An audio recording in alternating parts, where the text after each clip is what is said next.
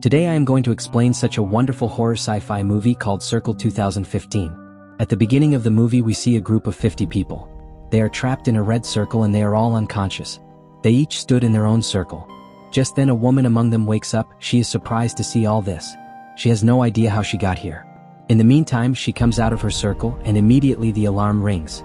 This wakes up all the people there. Just then a woman among them does not understand anything what is going on. She was very scared. Then the man standing in front of him tries to convince him that you stand in your place.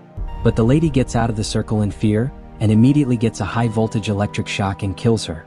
Then the alarm sounded once again, making everyone aware. And whenever a person comes out of his circle to see the dead lady, he too gets an electric shock and dies. Their dead bodies are then dragged into the darkness by an invisible force.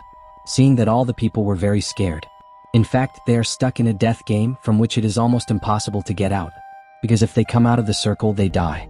And if they touch another person there, the alarm rings, and if the alarm rings, anything can happen to them. Now they have all understood that they cannot move from their place. If they move, they will die. Then the alarm rang again. And now a person is killed who is stopping the woman and other people from moving. No one can understand the meaning of these things. But there the man with the hat notices one thing, that the arrows of the lights on the floor are being controlled with the help of our hands. The boy thus points to a woman, and when the countdown ends, the woman dies. Then everyone can understand that each person can only see his own arrow. And no one knows who is killing whom.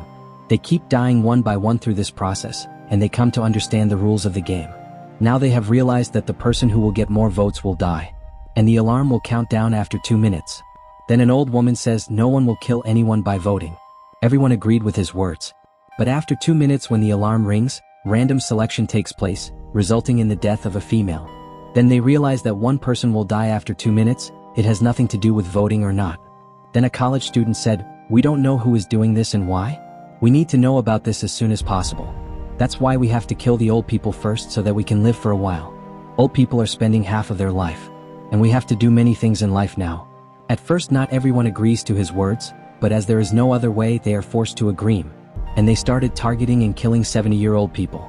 Then they decide to get to know each other. Everyone started talking about themselves one by one. The woman says, "I don't know anything about how I came here."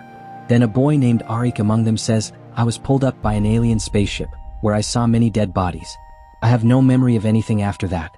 When I opened my eyes, I found myself here."